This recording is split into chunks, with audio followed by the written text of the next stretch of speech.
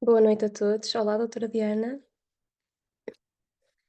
Está em modo mudo neste momento. Nós vamos só aguardar pelas 9h30 para começar, está bem?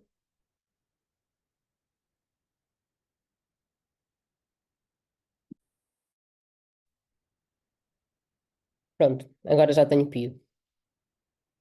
Certo, agora ouvimos bem.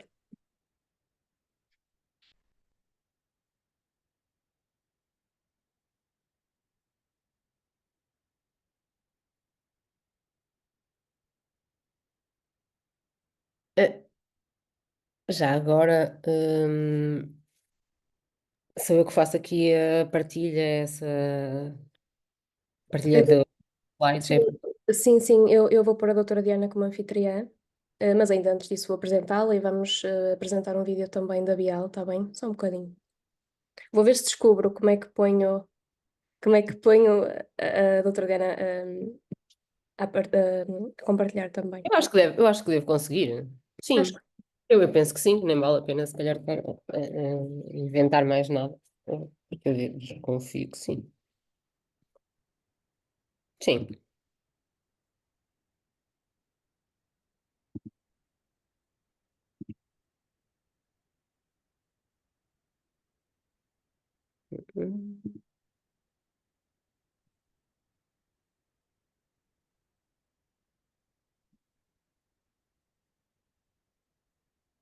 Funciona ou não funciona?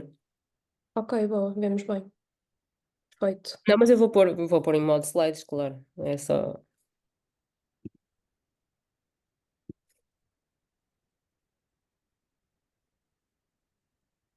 Está pausado? Porquê?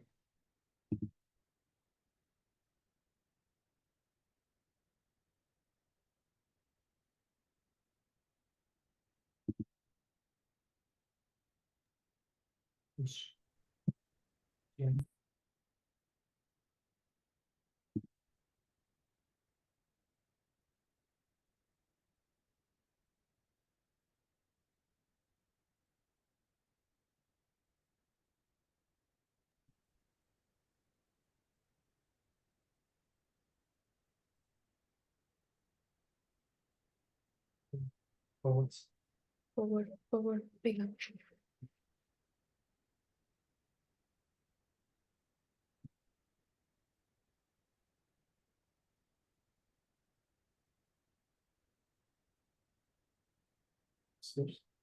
Sim, muito obrigada.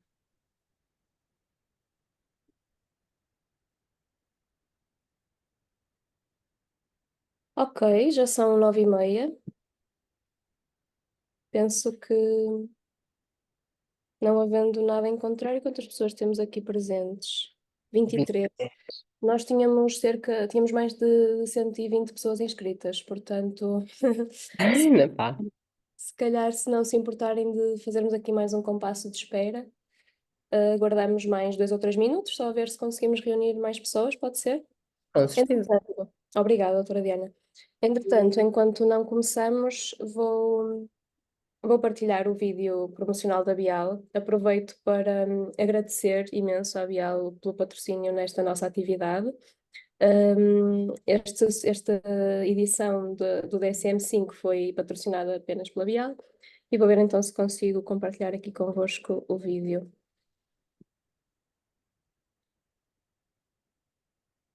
Ora, se calhar vai ter que ser.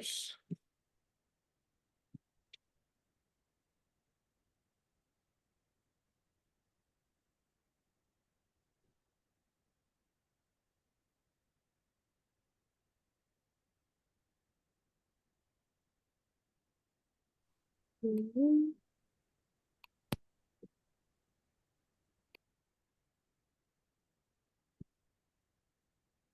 Penso que estarão a ver, certo? Não? Não Não. estamos, Desculpem, Matilde, não. desculpem. Só um bocadinho então. Eu estou a ver, mas não está, ou seja, não clicaste foi no play. Ah, ok, mas estavam a ver a minha tela então. Sim, sim, sim, sim. Ah, desculpem, ok, era Tem um isso. fundo azul meio lilás. Isso, sim, vamos outra vez. Sim, é isso. Can inspiration last 100 years? As we celebrate 100 years, we stay guided by the same principles that inspired us from the very beginning. We acknowledge our path, our history, and the people that are part of it and write it with us. Because our journey is made of ambition, challenges, innovation, curiosity, future. We celebrate an entrepreneurial vision, a path of science, the development of our own medicines, an extended presence around the world, and an undeniable contribution to people's lives. This is what we do. This is who we are. And today, we keep inspired by science, health, you, passion, people, life.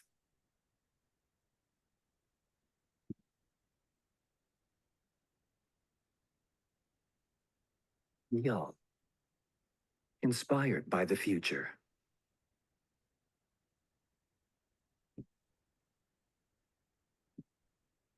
Ok, muito bem. Penso que agora então já estamos com 42 pessoas, ainda assim um bocadinho distante das pessoas que eu penso que irão juntar-se a nós, mas vamos começando.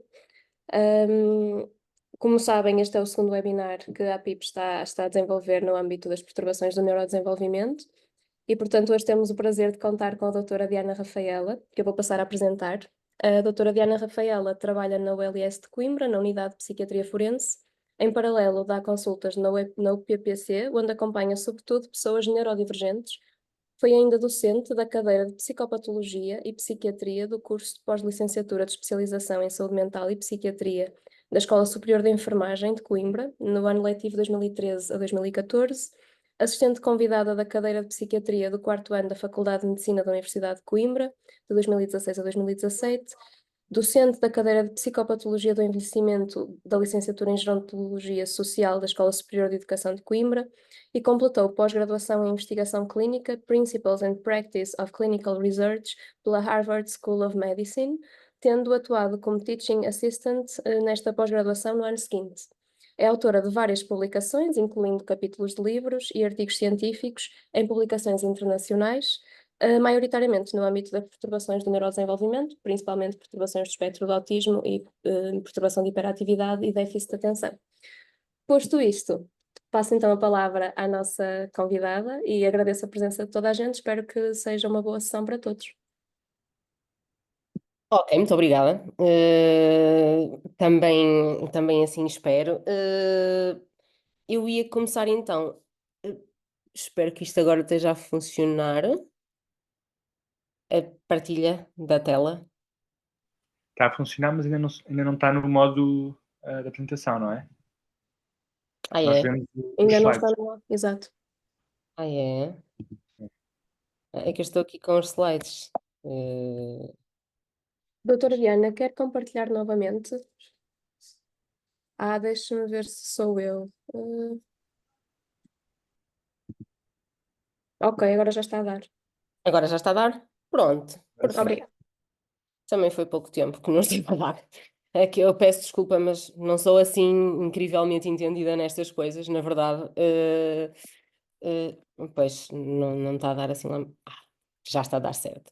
Então, nós, ao contrário daquilo que fazem tendencialmente as pessoas com PHDA, e para tentar que isto também não seja propriamente uma aula muito extensa e muito aborrecida, porque a esta hora, naturalmente, já ia criar bastantes anticorpos. Eu apresento aqui um pequeno plano, portanto, eu vou começar por dar algum contexto acerca da PHDA, procurando não perder assim demasiado tempo com esta parte. De qualquer maneira, isto está a ser gravado, segundo percebi, não é?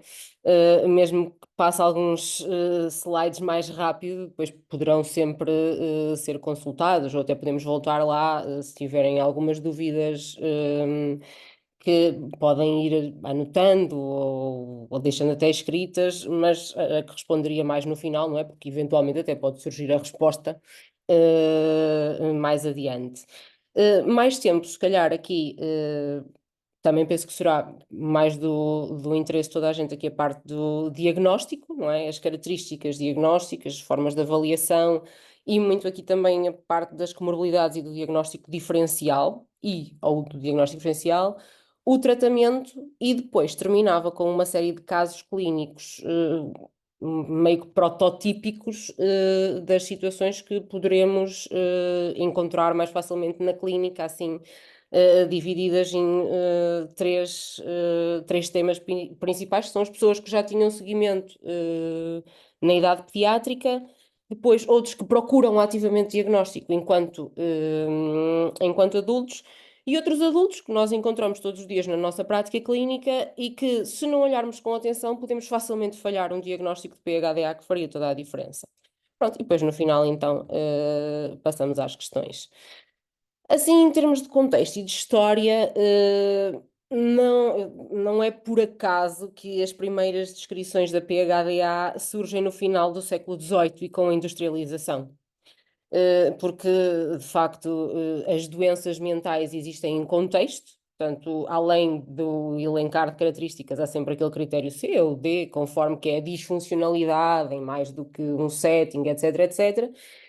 E se formos ver, não é? Para um caçador-recoletor não havia a possibilidade de perder as chaves, ou o telemóvel, ou de ser muito desarrumado, porque não havia tralhas, não é? As crianças não tinham que ficar sossegadinhas, se calhar até dava jeito, mas a partir de uma certa altura, na evolução social humana, características que até poderiam ser vantajosas deixam de o ser, é aí que começam a surgir as primeiras descrições de PHDA, logo a meio dos anos do século XX começa a ser necessário tratar as crianças que tinham PHDA, logo no DSM-3 já há uma operacionalização dos critérios de diagnóstico, portanto, desde que o comportamento, o fenótipo da PHDA deixa de ser tão adaptativo, começa a ser descrito. Ou seja, a PHDA não é uma doença nova, sempre existiram estas características na população humana, e eventualmente começou a ser disfuncional e passa a ser codificada como uma perturbação mental. Talvez o facto de só recentemente este tipo de traços terem passado a ser menos adaptativos é que leva a que o pool genético ainda conserve muitos deles na população geral. Estima-se, está um bocadinho por baixo, vá, que 5 a 7% das crianças têm PHDA. Depois, curiosamente, 2,5% é a última meta-análise de prevalência na idade adulta, ainda que aqueles estudos muito conhecidos, do Sr. Biderman e do Faraon, que estudam a persistência versus remitência para a idade adulta, 60%, talvez um bocado mais dos casos, mantém sintomas suficientes para o diagnóstico na idade adulta, sendo que a probabilidade desta persistência depende de vários fatores, sobretudo da gravidade, da disfuncionalidade na infância, etc.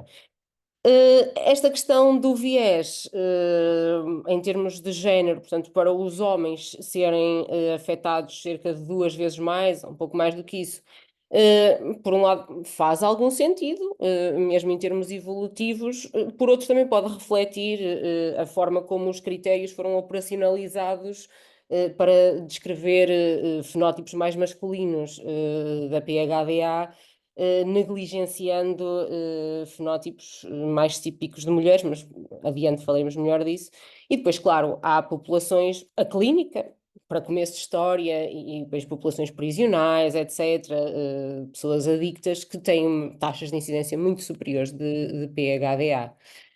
Quanto aos fatores de risco, não iria perder assim propriamente muito tempo com isto, porque eles são quase todos tirados, uma fotocópia, não é? A hereditabilidade é muito alta, muito, muito alta nas perturbações de neurodesenvolvimento por maioria da razão. E depois é o costume, complicações antenatais, perinatais, exposição a toxinas, etc. Portanto, tudo o que possa causar uma disrupção no neurodesenvolvimento tem maior probabilidade de originar perturbações de neurodesenvolvimento. Pois é óbvio Aquela questão da exposição a ecrãs é mais controverso, é um tema de investigação recente. Confesso que não estou assim tanto a par, também não sou pedopsiquiatra, mas, portanto, para já, se calhar, isto não me diz tanto a respeito, nem a vós, não é? Eu penso que estou a falar para em termos de psiquiatria, não é? Sim, principalmente, mas há pessoas que podem não ser da psiquiatria, podem ser da psicologia ou da pedopsiquiatria, que se tiverem Pronto. interesse. Ok. Mas serão principalmente em termos de psiquiatria, portanto, os nossos adultos ainda não tiveram assim essa exposição tão massiva a ecrãs, ainda que pareça óbvio, não é? Se eu tenho um miúdo, aquilo parece óbvio que altera a forma de prestar atenção, a persistência, uma série de coisas. Agora, que provoque PHDA, pois não sei, ainda é uma área muito embrionária. Muito mais sólidos são os dados, por exemplo, da genética. Obviamente, quais é que são os genes culpados? São também os do costume, não é? Neurónios de redes frontais, pré-frontais e que intervêm em fases precoces do neurodesenvolvimento. As variantes de risco são sobretudo expressas em redes dopaminérgicas mesencefálicas, não é? Nos receptores da dopamina, dos transportadores da dopamina. E também, como de costume, é uma doença altamente poligénica, não é? Até já há muitos scores de risco poligénico e até fatores protetores para tentar predizer se uma pessoa, tendo um determinado genótipo, vai exibir um fenótipo de PHDA. E também, como de costume, o primeiro destes estudos, não é, do consórcio já tem 15 anos. Como de costume, os genes associados à PHDA, a grande maioria deles também aparece muito representado noutras doenças mentais.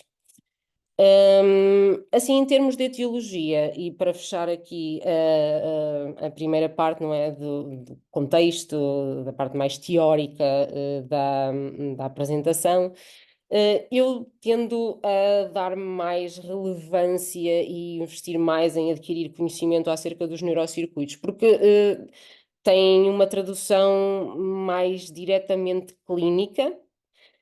E ajudam muito a perceber de que forma é que surge a psicopatologia que depois nós apuramos. E entendendo bem isto, depois também se torna mais fácil até tentar fazer diagnósticos diferenciais ou estabelecer, pelo contrário, comorbilidades, porque pronto, a nossa nosologia é o que é.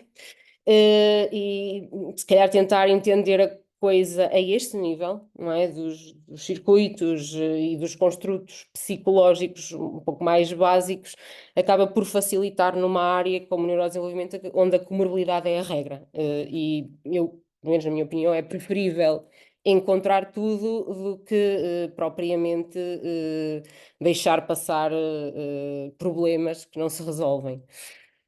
Portanto, os circuitos estão afetados na PHDA de recompensa e motivação das funções executivas, obviamente, e a Default Mode Network. Não serão os únicos, também há circuitos mais motores, mas são residuais. Este circuito de recompensa e de motivação, que é mais que conhecido certamente de vós todos, não é? Que é aqueles loops que têm o nodo central no núcleo accumbens, e que têm todas estas funções, não é? Motivar para a recompensa e antecipar essa recompensa, não é? Que depois ajuda também a determinar questões mais executivas. Portanto, e permite, não é, perceber se vale a pena nos aproximarmos daquele objetivo, tendo em conta o esforço que ele vai requerer, não é? No fundo, fazer sempre uma análise custo-benefício. Convém, e não é o forte das pessoas com PHDA. Avaliar, lá está, o resultado da recompensa e procurarmos depois tomarmos decisão baseada nisso. Aprender as recompensas e o seu valor para depois poder influenciar no futuro o comportamento de acordo com a informação adquirida, que sabemos que as pessoas que têm, por exemplo, PHDA às vezes demoram bastante mais a aprender mesmo com reforços ou punições naturais, têm estas dificuldades no controle inibitório. o que eu já vos fui dizendo, no fundo, é isto. Portanto, na PHDA, estas funções estão tendencialmente corrompidas. Portanto, há uma menor capacidade de antecipar a recompensa e de ficar condicionado às pistas do ambiente que indicam se vai ou não haver recompensa e qual é que é o valor dessa recompensa. O comportamento é mais errático e menos dependente delas. Depois existe esta questão da aversão à espera, não é? Que há até um paradigma experimental muito conhecido, já há muito tempo, que há umas crianças a quem é apresentado um donut e a quem lhes é dito que, ok, se esperares 10 minutos, depois comes 2. Isto foi feito já, se calhar nos anos 70, 80 do século passado. Há miúdos que conseguem realmente esperar, há outros que não, comem logo aquele donut. E quando são avaliados 30 anos mais tarde, em termos de outcomes, de que escolaridade é que atingiram, que incidentes é que houve, tipo contactos com o sistema judicial, drogas, acidentes graves, que salário é que eles ganham, controlando para o QI de base, a verdade é que quem não tem capacidade de adiar recompensas e esse controle inibitório, esta aversão à espera tem muito maior probabilidade de se dar mal, verdade seja dita. Portanto, lá está, a avaliação do custo-benefício dos riscos não é brilhante na PHDA. Também por isso, né, depois já há estudos feitos com ressonâncias magnéticas funcionais a mostrar de facto que há diferenças em termos neurológicos entre as pessoas com PHDA e sem PHDA. Nas tarefas de antecipação, tem ali por diminuição da ativação do estriado ventral. E há uma perda de sensibilidade à recompensa, ao valor da recompensa. Se calhar não vou passar assim também muito mais tempo sobre isto, eventualmente, se quiserem, podemos voltar cá mais tarde. E aqui, de facto, eu achei este estudo muito interessante na altura em que o vi, porque as pessoas com PHDA odeiam mesmo esperar. São capazes de ir dar 10 km à volta se souberem que aquele 1 km vai ter uma fila. Porque há uma hiperativação brutal da amígdala, portanto, há uma reação de raiva quando há um delay na recompensa. Portanto, isto modula muito, muito, este componente emocional negativo vai modular imenso o comportamento das pessoas, como é óbvio. Portanto, não é só a tendência a procurar prazer imediato, ainda que de menos valor, mas é esta incapacidade de adiar as recompensas. Depois, os segundos circuitos tínhamos falado muito mais, obviamente, não é? As alterações que aparecem em termos de funções executivas, portanto, na manutenção de um comportamento dirigido por um objetivo, que inclui ajustar o comportamento à informação existente, e existente não só previamente, mas a cada momento, resolver os problemas e monitorizar esta performance, não é? Portanto, a par e passo, ir vendo como é que isto está a funcionar. Aquela imagenzinha tem ali comparações entre sujeitos controlo e pessoas com PHDA, e como podem ver, as pessoas com PHDA têm muito menor ativação das redes de atenção ventrais e frontoparietais, e pelo contrário, a Default Mode Network, que são as partes cor-de-rosa, estão em altas, não é?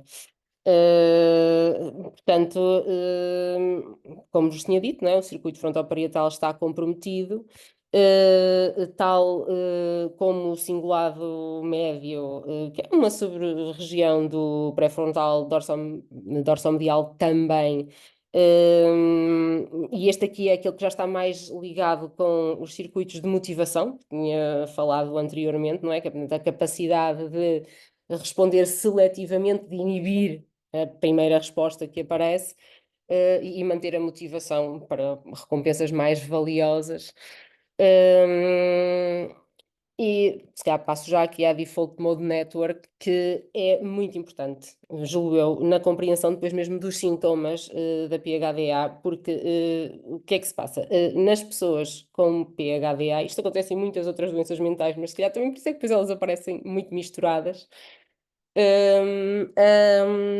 A Default Mode Network não desliga bem. Portanto, quando uma pessoa está em modo task positive, portanto, devia ter, sobretudo, ativa a rede de atenção à tarefa e silenciar a Default Mode Network, não é? Que procura estímulos, sobretudo internos, o sonhar acordado, etc. Esta anticorrelação não existe facilmente. Portanto, muito mais facilmente não há filtragem de pensamentos acessórios, de atenção orientada para outros estímulos concorrentes que não têm validade ou importância suficiente para interromper a tarefa. Não é nenhum leão que vem lá para nos comer. Não é nada. Mas como isto não desliga bem, está sempre a aparecer ali outra coisa qualquer. E depois isto provoca lapsos atencionais e torna muito difícil chegar, com seja lá o que for, ao fim. Posto isto, passava então agora à parte do diagnóstico, não só às características, não é? E brevemente às formas de avaliação, mas porque nos adultos, que geralmente nos aparecem com comorbilidades, se não procuram diretamente por comorbilidades, na verdade aparecem com comorbilidades, é preciso tratá-las, percebê-las, ver o que é que vem antes, o que é que vem depois. O diagnóstico diferencial parece-me aqui indissociável, não é, das características para nós conseguirmos compreender as pessoas e depois vão ver nos casos clínicos que vai muito mesmo por aí. Eu pus ali aquele gato a dizer que isto não é física quântica, e não é, não sei porque é que há aparentemente alguma dificuldade em diagnosticar perturbações do neurodesenvolvimento, porque é só se nós não as tivermos em mente e não as procurarmos. Porque, assim, o diagnóstico é relativamente fácil, também tem uma lista de sintomas, como é costume, não é? Falta de atenção, e até eu pus ali adiante depois umas páginas da Diva.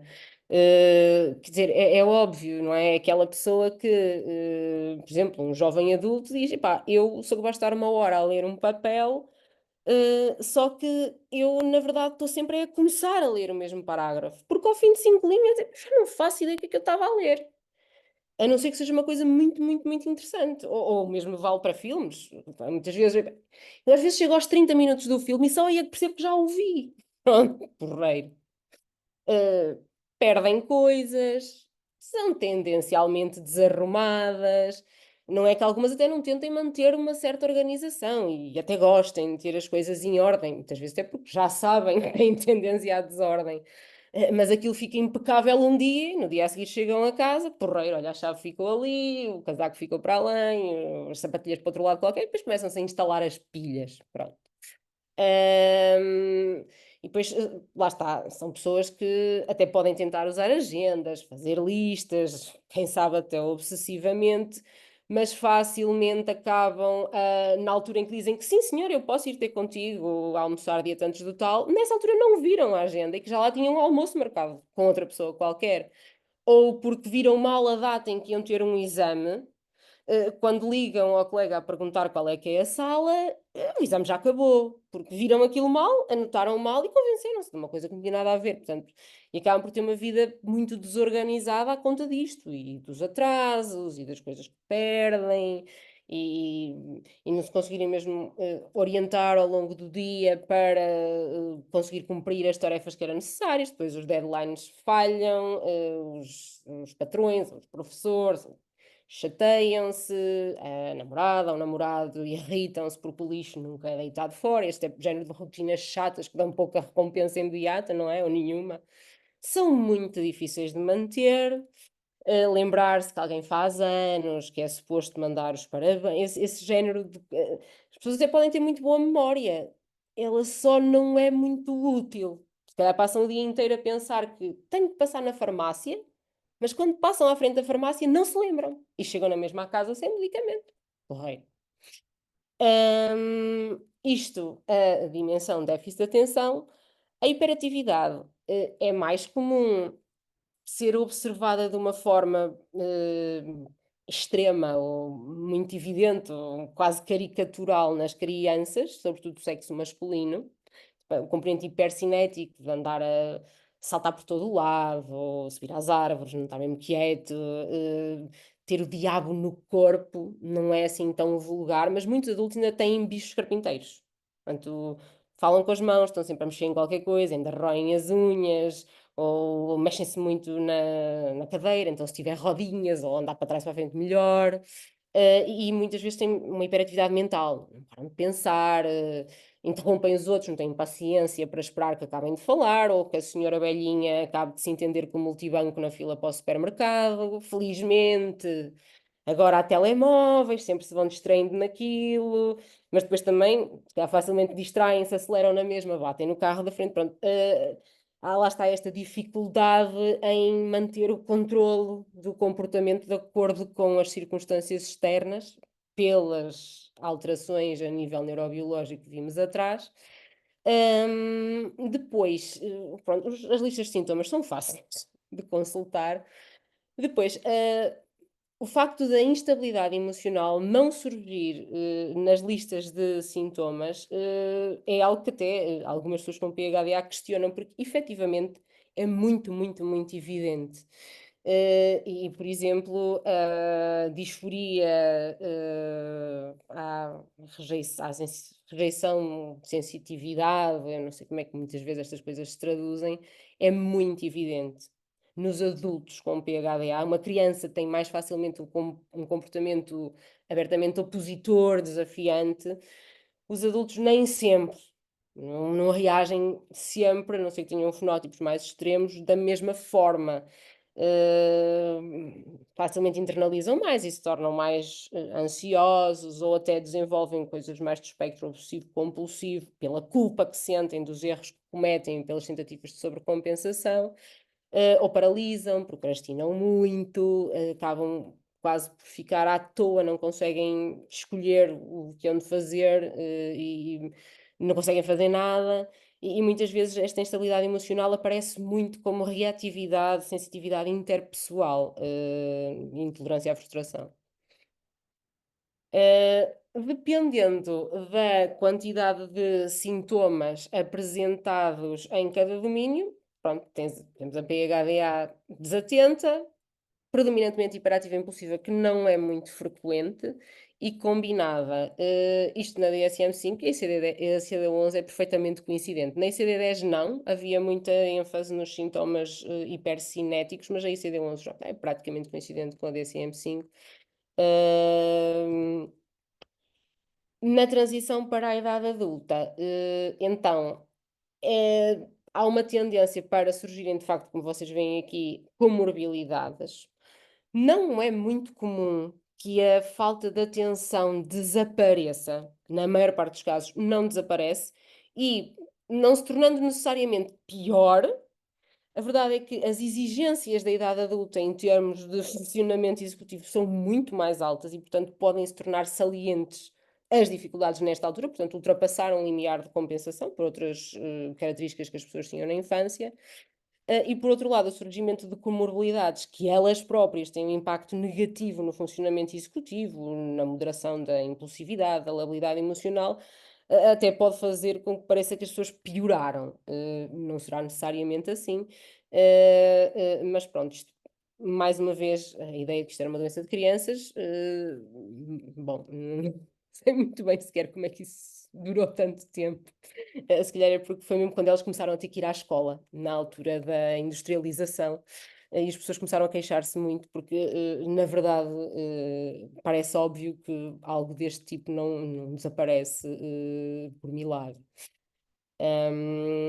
Já a PHDA começar apenas na idade adulta, isto tem sido tipo um hot topic, ainda que só em algumas franjas. A verdade é que a obrigatoriedade, não é? A idade abaixo da qual era obrigatório haver sintomas foi subindo. Portanto, no DSM-5 e na ICD-11 passou aos 12 anos. Assim, eu, muito sinceramente, isto é a minha visão pessoal, acaba por ser um bocado suportada pela literatura disponível. O mais provável, e se nós procurarmos bem, é que pelo menos algumas características já existissem na infância eventualmente na adolescência. Mas provavelmente já existiam, era suficientemente bem compensadas por estruturas externas ou da própria pessoa, de tal maneira que não provocavam nenhuma disfuncionalidade ou estavam, por exemplo, muito bem em equilíbrio. Uma pessoa que é autista, ao mesmo tempo que tem PHDA, facilmente equilibra muito bem ali o fenótipo, de maneira a ser extremamente funcional. E só quando chega, por exemplo, a fazer uma tese ou uma coisa assim qualquer, extremamente chata, ou começa a ter filhos e uma vida muito desorganizada em que é preciso gerir muitas camadas de complexidade, é que uma se torna mais evidente. Mas procurando bem, quase sempre se encontra alguma coisa. Não parece assim haver grande evidência a suportar uma PHDA com início na idade adulta, ainda que só se possa tornar aparente nesta idade. Depois, a influência do género. Parece-me muito importante, como já vos tinha dito. Há a tendência a haver mais uma apresentação predominantemente desatenta ou aparentemente com predomínio de desatenção, porque a hiperatividade e a impulsividade tendem a ser muito mais internalizadas, mais uma questão mais mental. Pensar a mil à hora, que até muitas vezes degenera em ansiedade generalizada, antecipação crónica e preocupação pointless, mas é muito mais vivida para dentro, em fidgets tão pequeninos, não é? Coisas que não se parecem muito mais ansiedade. Muito mais vezes as mulheres recorrem mesmo raparigas jovens, por comorbilidades e com comorbilidades mais acentuadas a precisar de tratamento, além do tratamento da PHDA, do que os homens. Provavelmente as expectativas também existem em relação às raparigas, e depois tendem a meter-se menos em problemas graves. Por outro lado, é mais comum muitas coisas serem associadas à tensão pré-menstrual. Há um overlap com ovário poliquístico e disforia pré-menstrual, até pelas alterações hormonais, não é, óbvias, não é, do cortisol, que estão associadas com a parte da noradrenalina, não é, dessa desregulação toda da PHDA. E depois lá está, as exigências da própria vida adulta, ainda por muito que se tente querer fazer parecer o contrário, ainda acabam por ser superiores nas mulheres, mais frequentemente têm dificuldade adicional, ainda que compensem muito bem as suas dificuldades executivas e de controle da impulsividade. Gerir, e muitas mulheres aparecem com sintomas ou com comorbilidades pela primeira vez depois de estarem a tentar gerir uma vida profissional com o papel parental. É muito exigente, é muito fácil começarem-se a esquecer que o puto tem que tomar os antibióticos às horas, ou que tem vacinas naquele dia, ou que há uma reunião de pessoas no fim do dia em que tiveram várias reuniões com partners, eu sei lá de onde, quer dizer, mesmo pessoas que até tinham grandes estratégias compensatórias acabam por falhar, porque a complexidade é demasiada e, de facto, as doenças mentais não existem fora de um contexto. E é assim. Em termos de comorbidades médicas, as alergias, assim, até estão associadas mutações de receptores histaminérgicos na PHDA, incluindo a asma. Isto aqui é importante porque, por exemplo, a tendência a usar propranolol para evitar alguns efeitos secundários iniciais dos estimulantes, é preciso cuidado aqui. A enxaqueca, mais se calhar do que a epilepsia, pelo menos em situações não tão graves e não acompanhadas por déficit intelectual. Lá está, se considerarmos lá uma enxaqueca com aura, tipo uma prima afastada da epilepsia, se calhar formas ligeiras, sobretudo de diagnóstico na idade adulta, de PHDA ou mesmo no autismo, terão menos probabilidade de ter epilepsia e se calhar mais de enxaqueca.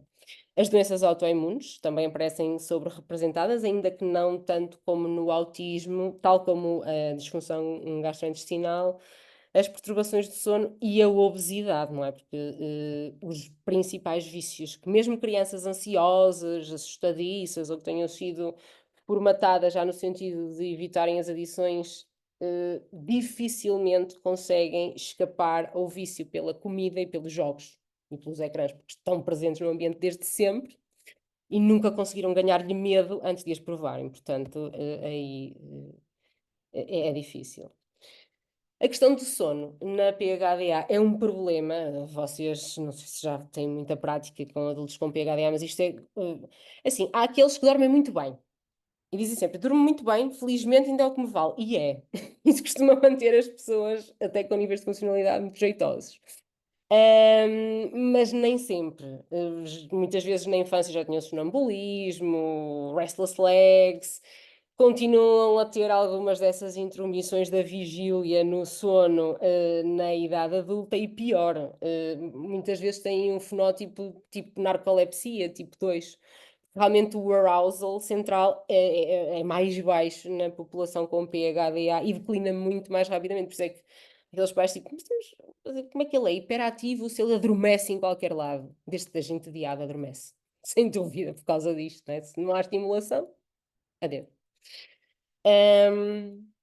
Passando então aos instrumentos de avaliação, para não ficarmos depois sem tempo para a discussão. Há muitos, há imensos, para todos os gostos, autopreenchimento, entrevistas, versões para informadores, versões para o próprio. Aquela primeira ASRS, que é da WHO, é uma escala de rastreio que tem um bom poder preditivo, é muito utilizada. A Connors, eu sinceramente não costumo utilizar, a que eu uso é a Diva.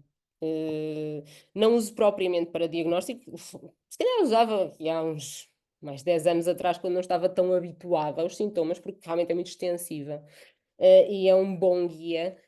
Mas sobretudo até envio às pessoas quando têm capacidade para isso, e quase todas têm, coisas que eu acompanho, por um lado para poderem recolher informação de familiares, frequentemente não estão na consulta, não estão disponíveis na altura, e darem ajuda a preencher na infância, e para ficarem com uma lista daquilo que existe à partida e até depois poderem comparar a evolução mediante o tratamento.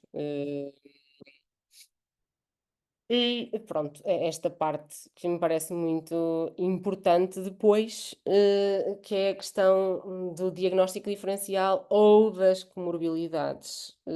Porque é raro, de facto, num adulto aparecer uma PHDA pura. Isto é até nas crianças, diria eu, mas nos adultos é praticamente impossível nós encontrarmos isto. E também tentar perceber se é uma coisa ou a outra, pointless. É preferível estar ali no meio, se calhar são ambas, não é? E depois, quer dizer, em quase todos os tipos de domínios de psicopatologia que possamos pensar, pode aparecer comorbilidade ou dificuldades diagnósticas quando estamos a tentar diagnosticar uma PHDA num adulto. Sobretudo porque, se pensarmos bem, os núcleos centrais da PHDA, portanto, a disfunção executiva e a impulsividade, são comuns a montes de doenças, quase todas, não é? Sobretudo, por exemplo, vemos aqui que a função executiva aparece, pelo menos em alguns dos seus construtos, prejudicada em virtualmente todas as doenças mentais.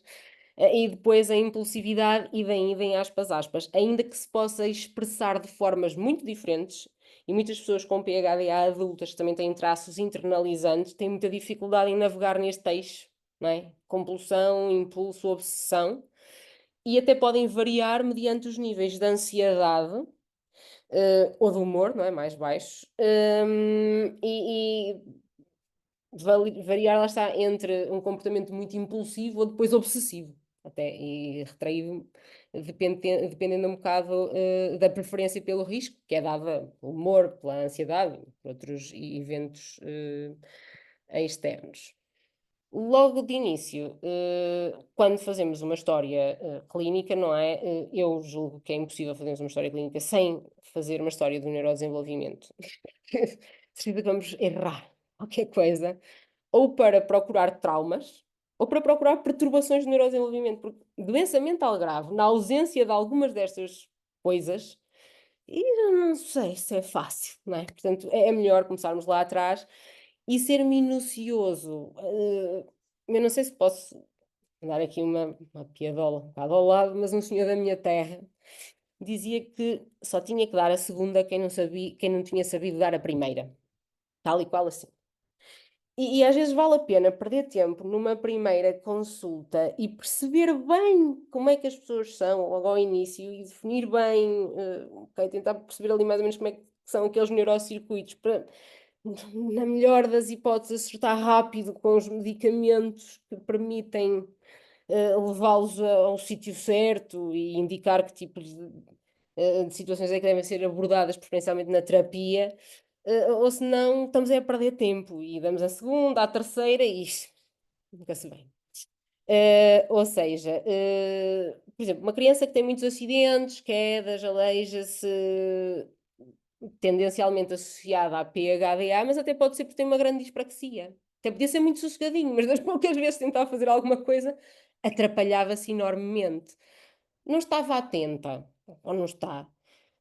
Se nos estiverem a falar em chinês, é muito difícil estarmos atentos porque não entendemos nada.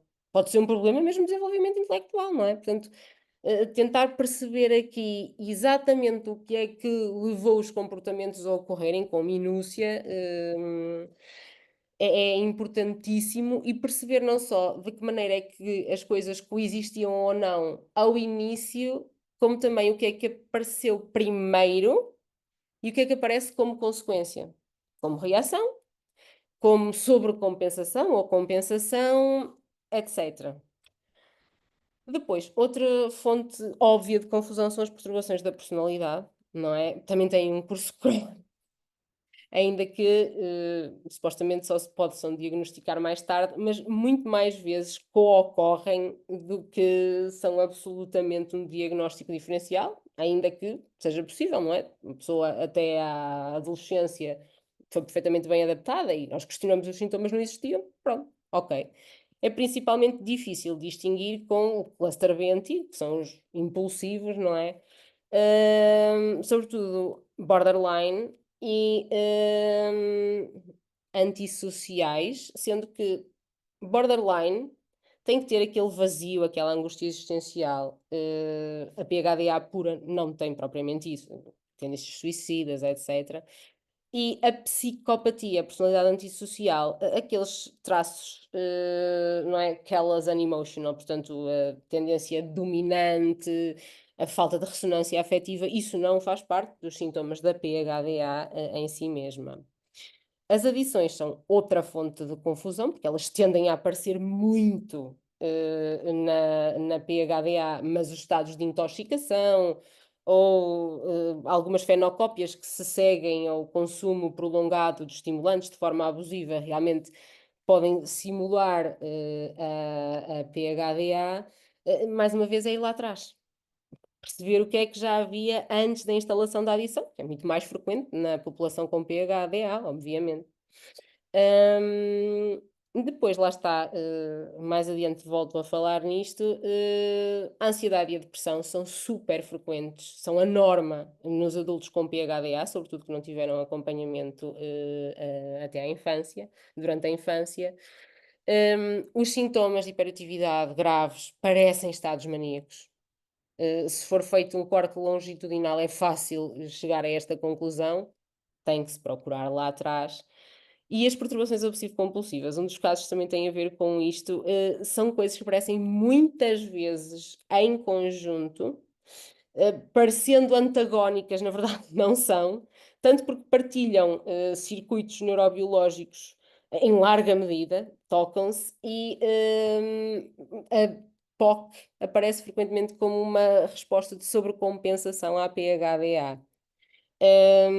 Mas geralmente na PHDA também existem outras fontes de distratores e outros tipos de sintomas, que numa POC apenas não aparece.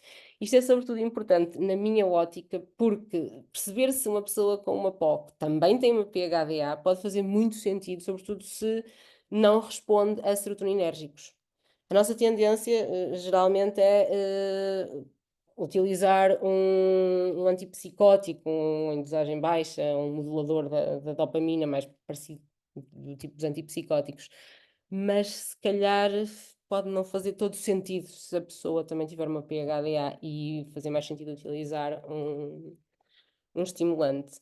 E depois, claro, não é? Estamos a falar de pessoas que têm algumas dificuldades cognitivas, nomeadamente executivas, portanto, o diagnóstico diferencial óbvio é o das perturbações neurocognitivas. Muitas pessoas que não foram diagnosticadas nem em crianças nem em jovens, depois chegam à idade adulta, ou porque a mulher morre e já não funciona como a agenda, e o senhor e a mordoma da casa, aquela pessoa que tinha uma PHDA que estava a ser muito suportada pelo meio externo, começa tudo a correr mal, não é? Mesmo o contacto com cuidadores informais de uma pessoa com uma PHDA grave vai achar certamente que aquela pessoa, não a conhecendo antes, que deve estar demente, deve ter um problema qualquer. E há outras dificuldades aqui no diagnóstico diferencial também associadas em termos das alterações neuropsicológicas que aparecem de base e até mesmo nos exames de imagem. Mas eu se calhar ia passar isto mais à frente para depois não ficarmos sem tempo para discutir. E passava já então ao tratamento. Portanto, vou falar primeiro dos psicoestimulantes, depois dos outros fármacos que estão disponíveis para a PHDA em Portugal, na verdade são. E as terapias não farmacológicas são uma breve abordagem. Os psicoestimulantes, como devem saber, são de primeira linha, não é? São muito eficazes, muito eficazes. São seguros, foram criados para crianças e testados em crianças, funcionam logo e têm poucas contraindicações, na verdade. Não sei qual é que é a dificuldade de algumas pessoas em prescrever psicoestimulantes quando facilmente prescrevem antipsicóticos. A maioria das guidelines, portanto, recomenda primeira escolha metilfenidato nas crianças e a lisdexanfetamina nos adultos, e a partir de assim um deles falhar ou não for bem tolerado, deve-se tentar o outro, facilmente resulta. Isto muito para ter em conta o perfil de efeitos secundários e as necessidades da pessoa para orientar a escolha. Não é? Uma pessoa que trabalha, tem filhos, convém que ao final do dia ainda tenha estimulante a correr, senão é um desastre. Já se dormir mal, se calhar é preferível uma formulação de uma libertação menos prolongada para tentar não interferir depois no sono. Uma pessoa que é muito magra, se calhar é preferível evitar o metilfenidato oros ou a lisdexanfetamina, porque pode realmente cair ali muito abaixo do peso, mas pronto, isso é isso que vai ditar a escolha do fármaco. Também não vou perder aqui muito tempo com isto, vocês conseguem consultar em qualquer lado. E este esquema também já o devem conhecer há séculos. Lá está, nós o que é que temos aqui em termos de estimulantes em Portugal? Eu vou usar nomes comerciais porque é mais fácil. O Rubifen, libertação imediata, não é? Dura ali 3, 4 horinhas. A Ritalina, dura cerca de 6, tem 2 picos plasmáticos. O Concerta, dura eventualmente 8 horas. E o Elvance, que dura 12 horas. Sendo que eu diria que os mais difíceis de desviar para o mercado negro são a Ritalina e definitivamente o Elvance. Pronto, tem aquele mecanismo de ação que é impossível, não vale a pena cheirar, nem meter por outra via, porque está bem pensado. O Rubifen é muito fácil. Os efeitos secundários, lá está a perda de apetite e de peso, sobretudo inicialmente, algumas dores de cabeça, mais até às vezes no fim da dose, com formas de libertação mais rápida, a boca seca, aumento transitório e geralmente não muito expressivo da frequência cardíaca e da tensão arterial, mas em pessoas que já são hipertensas, se calhar é melhor ter cuidado, né? E pedir ali uma vigilância mais apertada. Insónia, na minha... Isto não costuma acontecer assim tanto, lá está assim a mesma questão de formulação, mais raramente pode mesmo haver alguma tendência a ficar com alguns enjoos, labilidade emocional, algum aumento da ansiedade, sobretudo se de base já existia. O ressurgimento de tiques ou de comportamentos repetitivos focados no corpo aparece às vezes, mas também sobretudo transitoriamente. A psicose, sinceramente, eu diria que isto aparece muito mais em sobredosagem, não é propriamente com doses terapêuticas. Há poucas contraindicações, mesmo relativas, não é? Portanto, casos de doença cardíaca, tudo mais grave, estrutural, se calhar perder um parecer do cardiologista, a hipertensão, não controlada ou grave. O eletrocardiograma, assim, não é obrigatório, mas eu A bem dizer, da verdade, como é um exame que é barato e não é invasivo, não vou pedir a toda a gente antes de começar o tratamento, mas costumo recomendar, não faz mal nenhum. Um hipertireoidismo não tratado, glaucoma, a anorexia nervosa no passado, porque é mais facilmente uma pessoa que. Atenção, eu não estou a falar de uma pessoa que tem anorexia nervosa e que recorre a enganar um médico porque quer comprimidos para emagrecer. Não, isso é uma coisa completamente diferente. Mas alguém que já teve anorexia pode ter ali o trigger para entrar outra vez num ciclo. Na perturbação de tiques, eu sou sincera, assim, poderá ser uma segunda escolha e haver uma preferência para uma atomoxetina, que não tem efeitos nos gânglios da base, mas, na verdade, pelo menos em relação ao Elevance, que eu estou mais habituada a utilizar nas pessoas com tiques, não costuma ter um efeito assim tão danoso, pelo menos nos adultos, de os fazer aparecer propriamente ou agravar particularmente. Às vezes até melhoram, pronto, outras vezes pioram um bocado, mas sim, cada vez mais é controverso não utilizar um estimulante por causa da existência prévia de tiques ou grande receio de agravar isso. Depois, a titulação é haver benefício e tolerância, não é? É rápida, ao fim de cerca de 10 dias, claro, 2 semanas dá para ver o efeito e mudar a dose se for necessário. Geralmente, ultrapassar 72 miligramas de Concerta ou vá 100 no máximo de Elvanse não é muito recomendado. Também não são recomendadas as pausas no tratamento, ainda que não sejam tão problemáticas em termos de prognóstico como nas crianças, em que o hardware ainda muda, não é? Mas alguns adultos, sei lá, por exemplo, um músico, que eu tenho 2 que fazem isso, quando estão a compor, eles preferem ter PHDA e terem ideias a vir de todos os lados, não é? Portanto, epá, claro, com certeza, toma só quando estás a tocar com a orquestra para ver se acertam todos na mesma música. Mas contrário, nada contra, lá está. É a situação que dá a diferença entre características e uma perturbação, portanto, tudo bem. Na questão da descontinuação na idade adulta, supostamente ao fim de um ano é de tentar, não é? De um ano em que a pessoa se habituou a viver com um bom funcionamento executivo e um bom controle da impulsividade, mas quer dizer, lá está, se uma pessoa estiver a meio do doutoramento, se calhar não é a altura ideal, não vamos comprometer uma coisa dessa, até tranquilo. Quanto a outros medicamentos, as opções não estimulantes, dada como vocês podem ver em baixo, a tolerância e a eficácia das opções estimulantes naturalmente são quase sempre consideradas de segunda linha.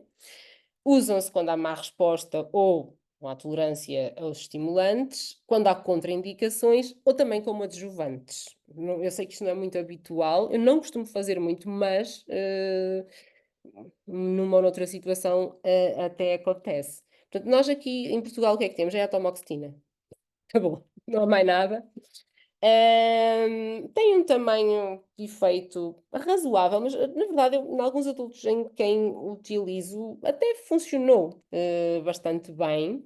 Pode não ser tão potente, mas acaba por funcionar e lá está. Pronto, tem esta questão de não atuar ali nos gânglios da base e, por exemplo, não tem risco de induzir tiques. Por outro lado, também terá menos risco de abuso, não é?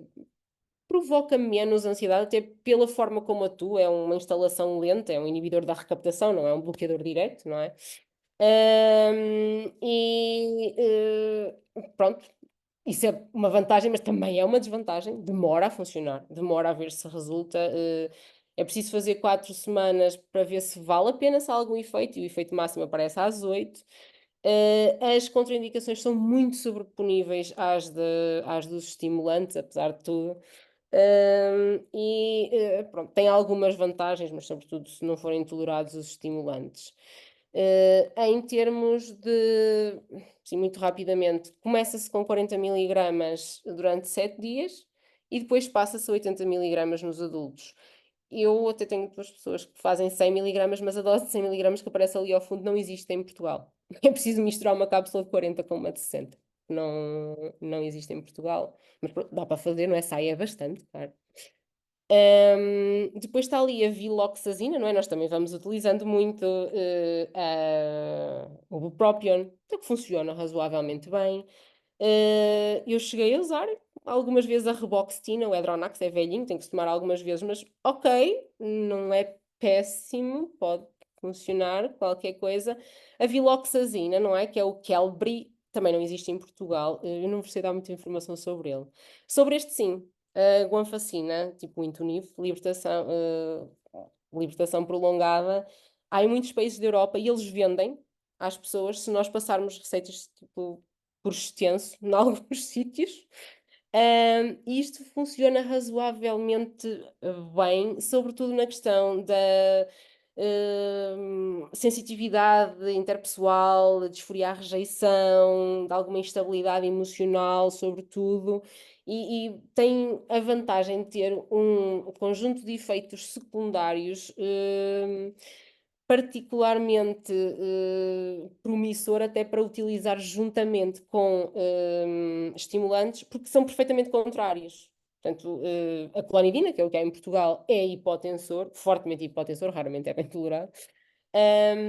Ao contrário dos estimulantes, são mais tranquilizantes, são ótimos quando as pessoas são, sobretudo, ansiosas. Portanto, eu até acho que é um fármaco que faz falta cá, diria eu. Não sei se vou perder assim muito mais tempo com isto, mas depois se tiverem algum tipo de dúvidas, eu depois volto cá atrás. Portanto, como já tinha dito, pode-se usar na potenciação da medicação estimulante. E depois uma coisa muito importante, quando os estimulantes não funcionam, o que acaba por acontecer com muitas pessoas, é necessário ver se não são as comorbilidades também a interferir com a funcionalidade da pessoa.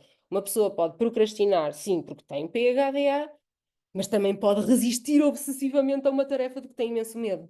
Portanto, é melhor ver se é mesmo só a culpa da falência na medicação da PHDA ou se não há ali mais outras coisas que também estão a contribuir para a disfunção. Pronto, e as estratégias não farmacológicas, a psicoeducação, desde logo, a terapia cognitivo-comportamental, que já há muitas pessoas em Portugal, muitos psicólogos, a fazerem TCC para pessoas com PHDA. De resto, outras coisas, neurofeedback, estimulação magnética transcraniana, sim, a maior parte dos estudos não suportam muito a utilização disto, além de ser extremamente caro, portanto, não recomendaria. Não sei se falo assim brevemente nos casos clínicos ou se é preferível passar às perguntas. Acho que podemos falar dos casos clínicos, sim, sim.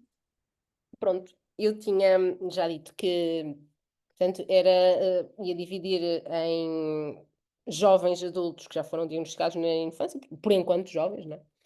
Os adultos que procuram o diagnóstico pela primeira vez na idade adulta e aqueles diagnósticos que se calhar são os mais difíceis que temos de ser nós a fazer. Portanto, destes aqui, que são os jovens adultos que foram diagnosticados na infância, eu selecionei uma rapariga que, afinal, acha que não tem PHDA, todos brutos, que ela é, mas é borderline, que encontrou aquela descrição, e é isso que ela tem.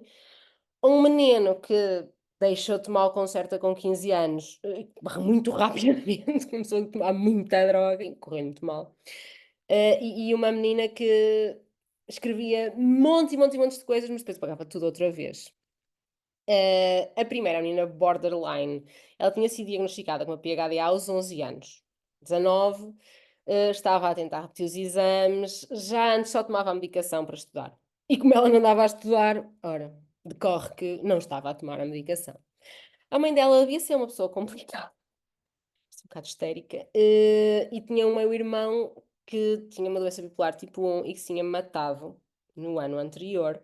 E ela, que já fumava as suas ganzas, já bebia os seus copos, piorou imenso. Lá está, ela nem acabou o secundário nessa altura e ela é uma rapariga muito inteligente.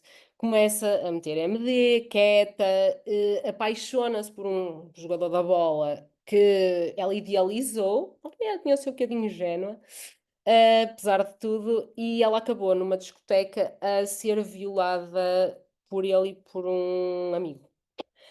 E daí, pronto, descambou completo. Cortes, sexo indiscriminadamente. E pronto, achava que não tinha PHDA. Se foi a mãe que insistiu que era ela vir à consulta. Aquilo que eu lhe disse foi assim, claro, não quer dizer que não tenhas neste momento, e foi por aí que eu fui, que neste momento até não tenhas características borderline. Agora, não assumas isso como uma condenação, vamos tentar passar à frente do borderline, não é? Tipo, eu costumo às vezes falar desta teoria da positive disintegration, que para o pessoal ver uma luz ao fundo do túnel. Mas lá está, não é preto ou branco, pode ser preto e branco. Combinam perfeitamente bem, se calhar tens PHDA e agora estás a atravessar uma fase borderline. Eu dei-lhe um SSRI com quetiapina que não correu muito bem. Um bocado mais instável, acabei por lhe dar lamotrigina, porque talvez tivesse ali uma ciclotimia, se não um pouco mais. Com quetiapina e eventualmente dei-lhe Elvanse, que ela depois foi cumprir para a faculdade, as coisas até correram razoavelmente bem. Já com este moço, nem tanto. Este rapaz tinha uma PHDA muito grave, com a perturbação da posição de desafio. Ele estava medicado desde os 7 anos. Os pais super apoiantes, imenso apoio familiar. Apesar de ter deixado a medicação aos 15 anos e aos 16 já estava a ser apanhado pela polícia. Tráfico. Menor, vá. Mas tráfico. Lá acabou o ensino secundário e vai para o ensino superior, para um curso de artes numa privada. Correu pessimamente. Não sei se ele alguma vez chegou a fazer alguma cadeira, diria que não. Começa a drogar-se forte, a escalar na delinquência, crimes informáticos, o vandalismo, ganham uma adição sexual assim, esquisita. Quando eu vejo aos 23 anos, claramente maníaco. Delírios até de grandiosidade, umas coisas sexualizadas estranhas, incapaz de se assentar, não se calava, nem pensar em usar a medicação para a PHD, estava completamente fora de questão, para ele próprio, que tirava a criatividade. Eu ainda consegui dar-lhe na altura aripiprazol e diplexil. Os pais só lhe davam dinheiro se ele tomasse a medicação à frente e fizesse testes de droga na urina. Portanto, aquilo é uma situação com pinças, que morreu passado 2 meses. Ele acabou, que correu mal, muito mal. Ele deixou a medicação, voltou a consumir, passou-se, agrediu o pai, acabou internado compulsivamente. E isto é uma comorbilidade frequente da PHDA. Ele tem uma doença bipolar, de facto, e chegou a fazer um injetável mensal. Continuo a achar que ele devia usar um estimulante, mas agora já nem sequer o acompanho. Esta é outra jovem que também já tinha sido diagnosticada com uma PHDA desatenta, que não seria tão grave. Ela é diagnosticada mais tarde, aos 15 anos, e porque a mãe a levou ao médico depois do irmão ter sido diagnosticado com autismo. Eu conheço-a quando ela tem 25 anos e está há séculos a tentar acabar um mestrado. Não consegue escrever a tese. E depois esta é aquela pessoa que só a maneira de falar quase com uma gaguez hesitante, que nunca consegue concluir de forma conclusiva nenhum pensamento. Não consegue dizer se é branco ou se é preto. Nem se é outra coisa qualquer. Não sabe, não tem a certeza. Claramente com uma POC do tamanho de umas casas. Isto acontece muitas vezes porque a mãe dela, no caso, lá está, uma mãe helicóptero terrível, era super crítica, exigia imenso dela e comparava sempre desfavoravelmente. Tem uma rapariga que cresce a sentir que não atingiu as expectativas, que há qualquer coisa errada com ela, que ela devia fazer qualquer coisa melhor, sempre a correr atrás do prejuízo, cheia de sentimentos de culpa. Ora, uma cachopa que não é alvo de amor incondicional, não acredita que tem um valor intrínseco, não é? E isso leva a que o nosso valor seja dado pelo que nós fazemos, logo se fazemos um erro é uma desgraça, já ninguém vai gostar de nós, não é? E como ela tinha PHDA, pois ela sempre foi errando bastante. Desenvolveu um esquema compensatório que, à altura em que eu a conheci, era claramente obsessivo-compulsivo. Ela não conseguia fazer nada, ela ficava realmente paralisada, porque, ainda por cima, ela tinha ido para a antropologia, a mãe tinha desenhado um percurso completamente diferente, então ela sentia-se na obrigação de ser topo. E pronto, antes de fazer algo mais, ela não fazia nada. Escrevia, voltava para trás, escrevia, voltava para trás. Eu dei-lhe a Y-box dimensional, tinha uma POC, sim, mas também tinha fobia de impulsão. Acabou a fazer sertralina 150 e ia ter que fazer o sedoxil ao início. Não resultou inteiramente potenciado com Elvanse, com psicoterapia. Isto me demorou. Isto me demorou fácil 2 anos até ela conseguir andar com aquilo para a frente, mas lá foi. Estes outros, então, diagnóstico pela primeira vez na idade adulta. Um rapaz que é estudante de medicina, que já andava a ser seguido em terapia há 1 ano, que já estava a fazer citalopram porque a tia lhe tinha dado, tinha inicialmente ansiedade de desempenho, é por isto que ele procura, porque isto acontece com muitas pessoas com PHDA, são inteligentes, que se conseguiram safar bem durante o ensino todo, praticamente sem estudar, porque as coisas eram fáceis, estavam estruturadas externamente, estava lá a mamãe e o papá para levar às horas às aulas e para garantir que não se esquecia das coisas.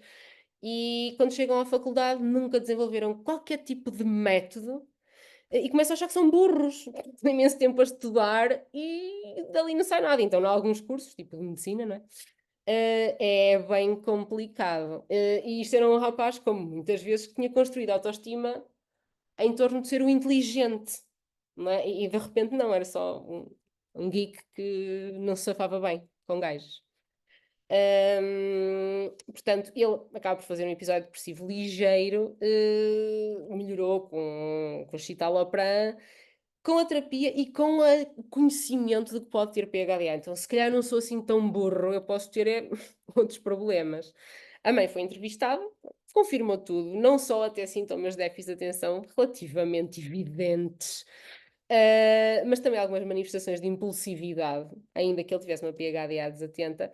E pronto, foi medicado com Elvanse 30, acabou por descontinuar o citalopram, era mais magricelas, portanto ele não tomava nas férias para ver se botava um bocadinho de corpo, correu tudo bem. Outra situação muito comum, aquela imagem ali, é uma mamã com PHDA a tentar criar crianças com PHDA, que costuma acontecer, não é? Que é a mãe que vem depois dos filhos terem sido diagnosticados. Esta senhora é muito engraçada, ela é bastante inteligente, acabava por ser encarregada de logística de uma cadeia de quiosques, e ela tinha subido bem na profissão, tinha 2 filhos, 17 e 15 anos, e um pequenito, de 6, que já veio sem contar. Isto é um dos riscos das mulheres com PHD, gravidezes não planeadas, não é? E este filhote mais pequenino era seguido no desenvolvimento, ele tinha um quadro assim mais grave, mais complexo até do neurodesenvolvimento e tinha sido diagnosticado com PHDA. Ela própria já, desde há muito, ia tendo as suas depressões, insónia, sempre tinha dormido mal, até já estava a fazer medicação, incluindo bupropion. Mas foi o próprio pediatra da criança que se calhar viu o mesmo estilo de interação dela, lá está, em espelho, muito reativa, que lhe disse, epá, se calhar você é melhor ver aqui umas coisas sobre PHDA no adulto. E era muito fácil diagnosticar, neste caso, mudou do bupropion para o Concerta, neste caso ela era muito magrinha, mas acabou, e tinha lá o do filho para experimentar, pois exatamente, mas ficou a fazer 36 ao pequeno almoço e 27 ao almoço. É difícil os adultos não precisarem ali de um extra. E este então era um senhor brasileiro que estava a viver há uns anitos em Portugal. Ele tinha mudado de orientação profissional, onde ele antes trabalhava numas petrolíferas e estava como engenheiro de software. E que foi a namorada dele, que ele tinha 47 anos, mas ele parecia um chaval. Aliás, isso é é um dos critérios da avexia. Geralmente as pessoas acham que eu sou muito mais novo do que sou na realidade. A mesma maneira dele falar, parecia um youtuber, tal e qual. E a namorada dele, que era estudante de psicologia, tinha visto no TikTok coisas sobre o PHDA, não é? Ele próprio percebia. Então, claro, ela vai ver o que é que se passa de mal comigo. E os algoritmos não são burros. E pronto, vem à procura. Ele até já tinha preenchido a SRS e a Diva. Já tinha pedido a ajuda à mãe que disse. Ela também disse que tinha TDAH e tudo. E este senhor fazia doses muito altas de Elvanse. Fazia 70 mg ao pequeno almoço e 30 o almoço. E como acontece com algumas pessoas que são magras ao início, que as comem os nervos, ele engordou, acabou por engordar, tornar estimulante. Este senhor, pois é, está ali aquele ciclo do burnout na PHDA, ele tinha tido 2 episódios de burnout no passado. Quando chegava a um limite que ele dizia mesmo, aí eu ficava fechado, não saía da cama. Finalmente, assim muito rapidamente, situações mais difíceis. Pessoas que vêm por outras causas, mas que na verdade, nós se formos ver bem, não conseguimos resolver aquilo sem encontrar o cerne da questão. Este foi um caso que eu até já apresentei num cursinho que fiz de PHDA, que é um senhor que era arquiteto, que vem à consulta por queixas de memória, vou ir há algum tempo, que acha que tem demência, porque a mãe estava a ser investigada para uma demência, neste caso veio a ser de corpos de Levy mesmo, mas o avô teve Alzheimer, etc, etc, e ele notava que o funcionamento executivo dele estava impossível, ele não aprendia nada, não conseguia fazer nada, andava muito irritado, também ele não tinha tempo para dormir, alegava ele, para conseguir manter-se a par dos desenvolvimentos. Bem, aquilo inicialmente parecia-me sobretudo uma perturbação obsessivo-compulsiva e não uma demência. Mas depois dele ter começado medicação, porque ele também não queria tomar logo SSRIs por causa do impacto sexual, quando começou a medicação e ficou menos ansioso, ainda se começaram a notar mais os déficits executivos, porque diz que o medo é um estimulante espantoso, e é mesmo. Removendo isto ficou muito pior. E pronto, continuava super fixado só na demência, queria exames, mas é um indivíduo que, lá está, toda a agitação dele chamava muita atenção e era fácil apanhar no desenvolvimento precoce. Ele tinha claramente uma PHDA combinada, tinha sido disléxico. A mãe dele é que era professora primária, senão provavelmente ele nem tinha aprendido a ler, apesar de ser extremamente inteligente. Tinha sido gago. Tinha toda uma história típica de uma pessoa com PHDA, e que veio a desenvolver uma POC. Para já, além disso, ele tinha já um sobrinho direito, que era mais pequeno, filho de uma irmã, que era a irmãzinha perfeita, que também existia para o deitar abaixo e para ajudar a POC a ganhar momento. Esse sobrinho tinha PHDA e até tinha problemas de toxicodependência.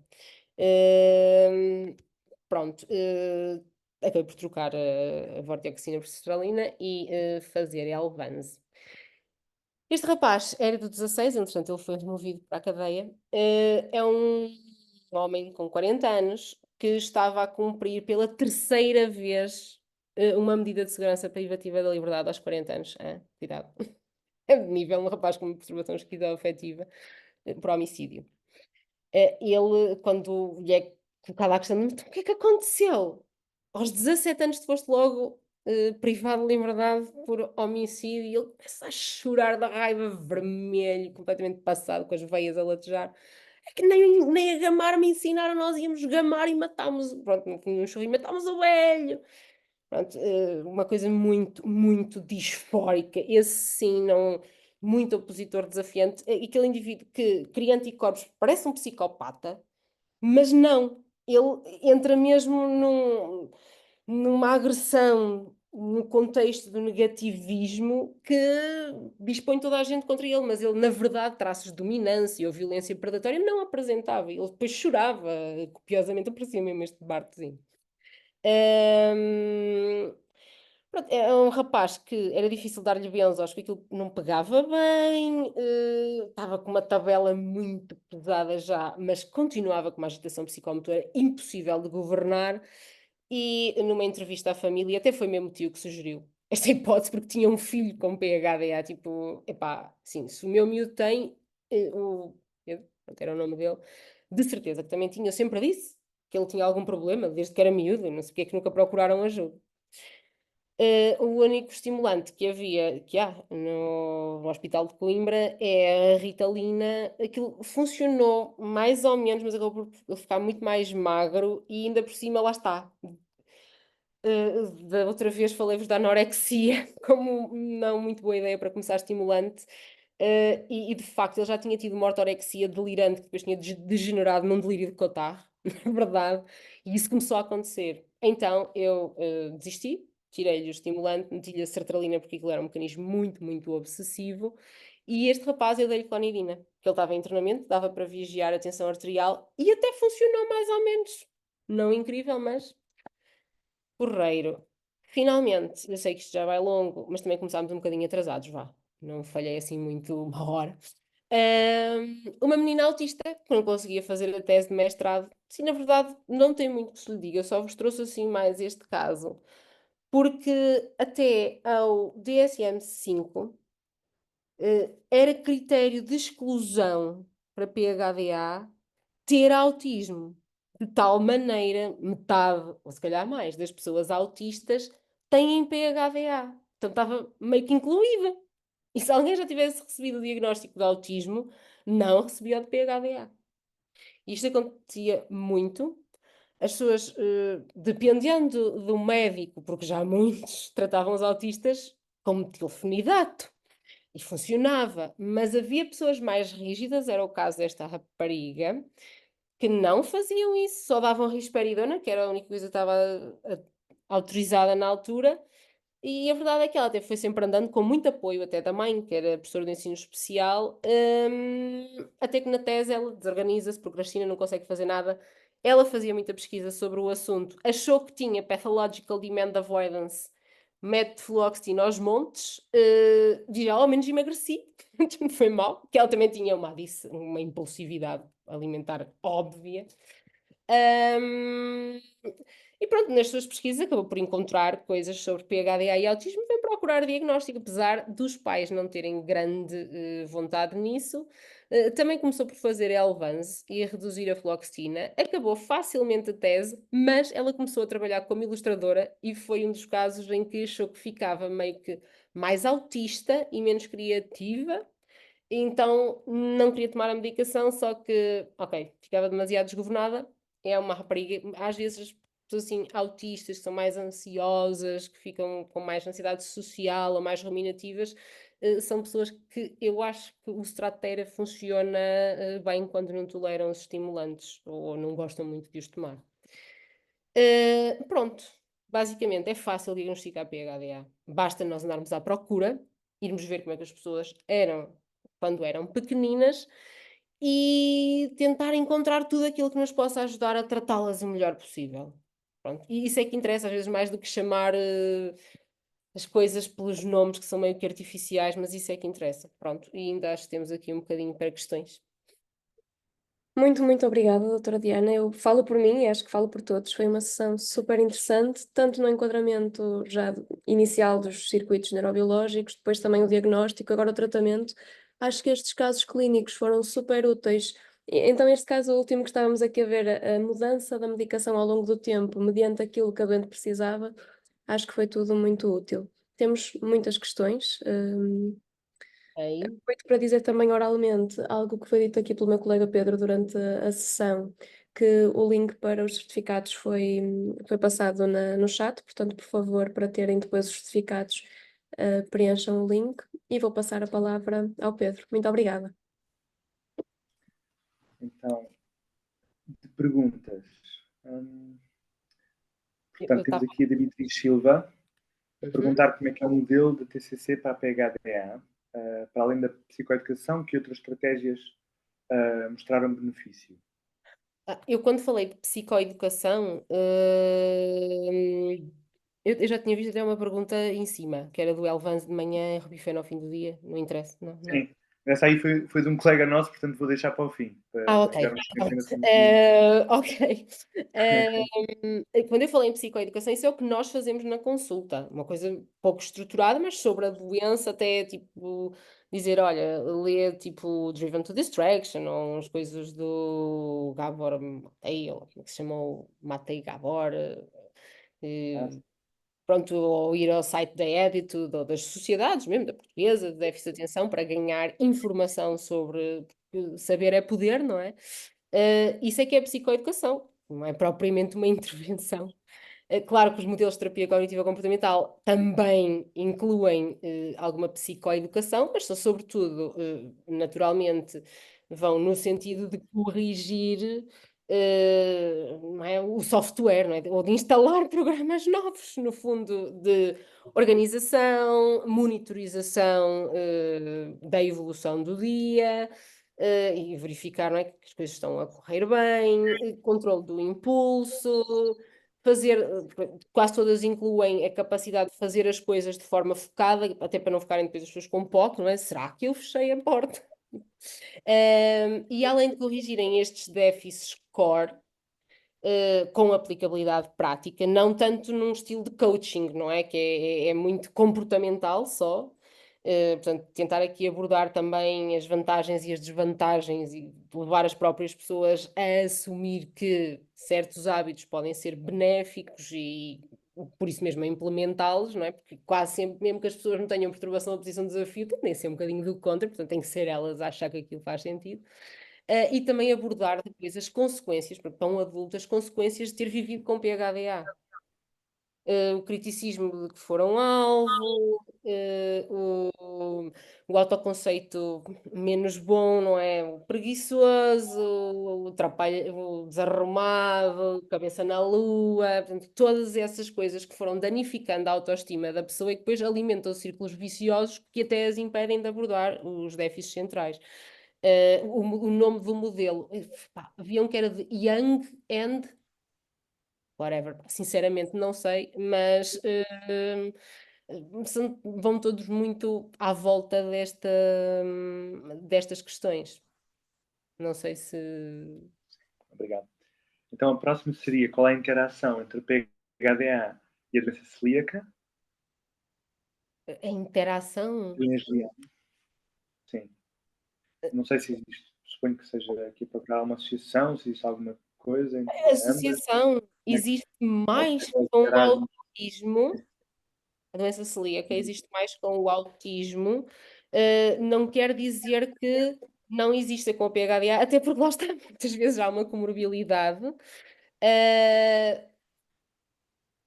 Há uma questão qualquer, até com uma medicação que, por causa dos recipientes, não dá para usar na doença celíaca, tal como na intolerância à lactose. O Concerta acho que tem, ou pelo menos alguns Portanto, aí sim ver quais é que são as intolerâncias das pessoas e o que é que se lhes pode dar.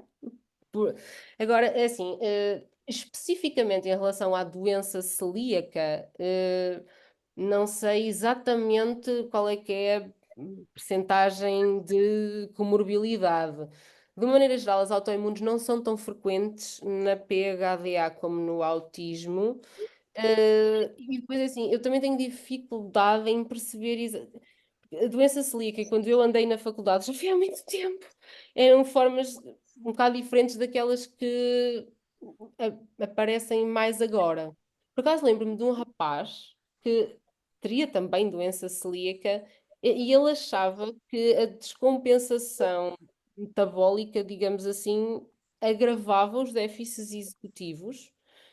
Poderá até fazer algum sentido, eventualmente. Isso acontece com as doenças metabólicas mais graves. Por exemplo, eu acompanho uma rapariga com leucinose e aí depois, ainda por cima, quando metemos estimulantes, é preciso verificar de que maneira é que isso impacta no metabolismo para não estarmos a fazer, a causar mais dano do que vantagens. Agora, interação, exatamente, não percebo qual é que é a direção da interação, qual é que é exatamente a pergunta.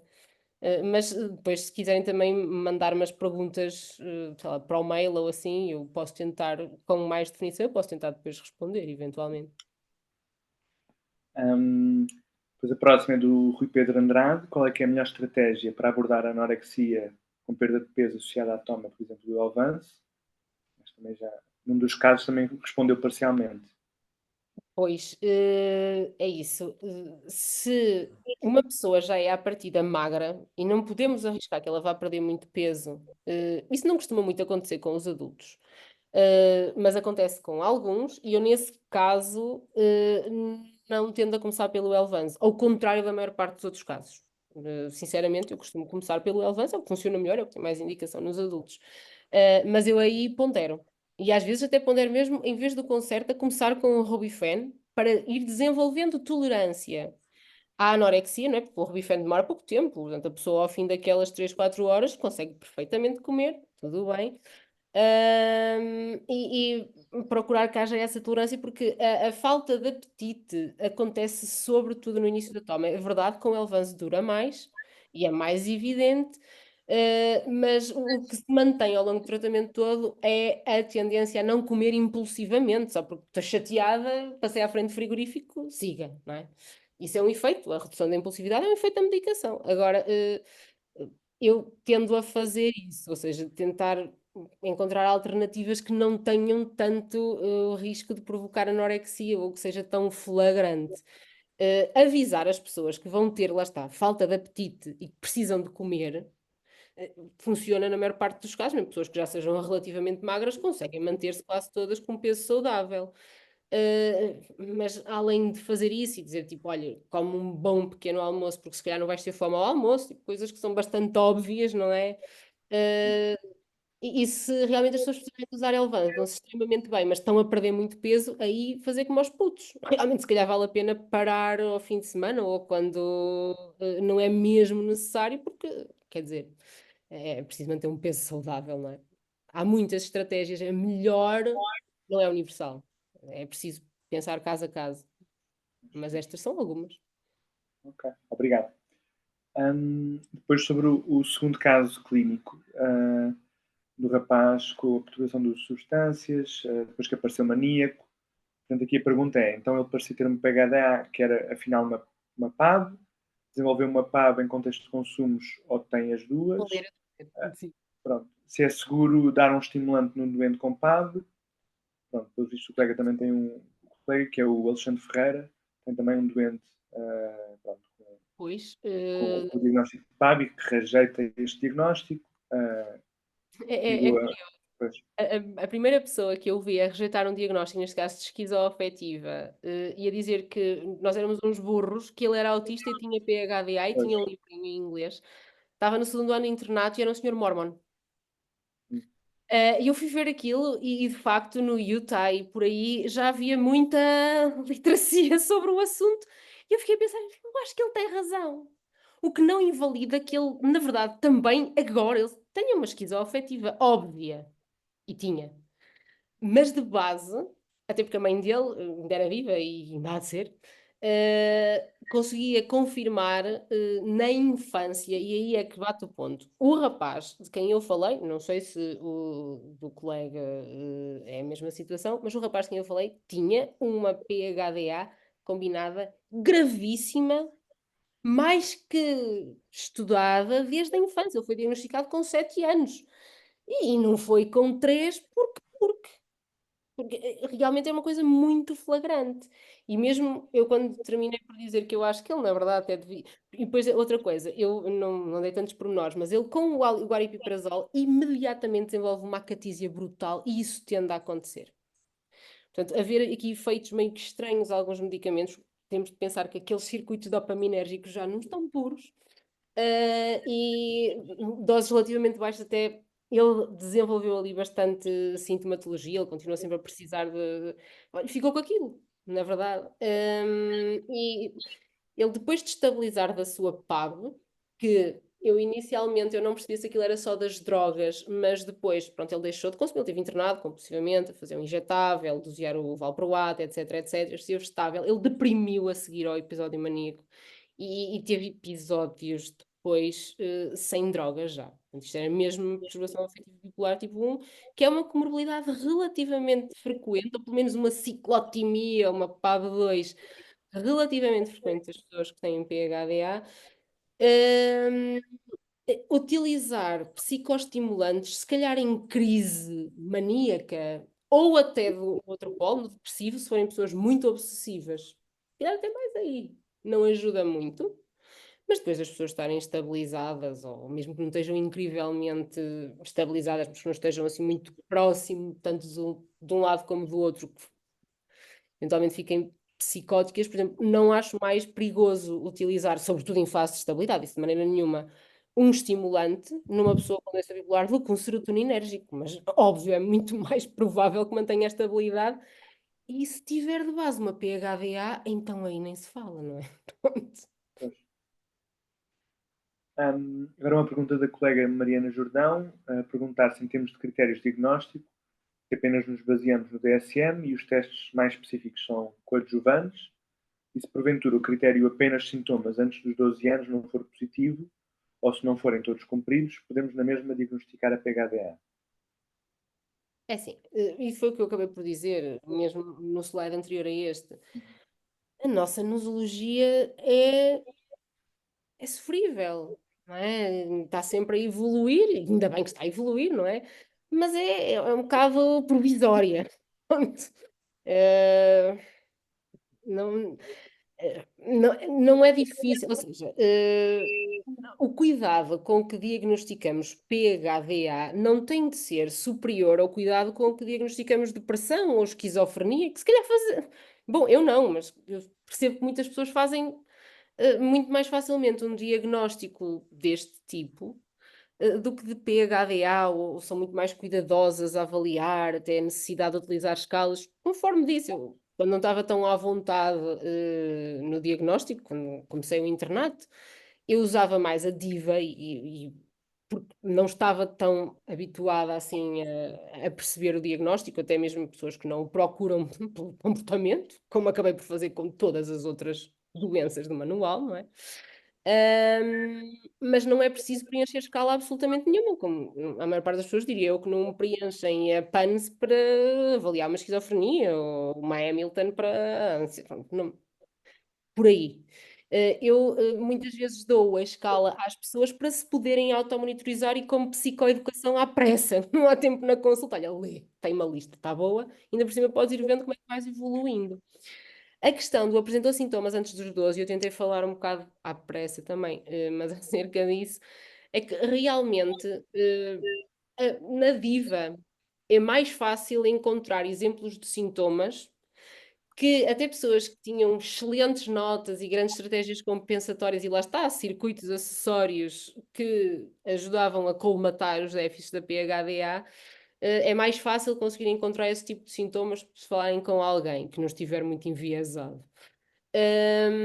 Mas se não for positivo, mas nós até desconfiarmos que, ok, isto se calhar não se notava, por exemplo, uma pessoa que também seja autista, muitos sintomas de impulsividade não se notam e até alguns de desorganização, porque facilmente se sobrepunham na altura, por exemplo, na infância, notava-se mais até a tendência para organizar excessivamente do que para ser desarrumado. Calhar. Não havia tanto stress sobre o indivíduo, tinha mais tempo e conseguia manter uma hiperorganização autista em tudo, até nos horários. E chega-se a uma certa altura em que isso cai.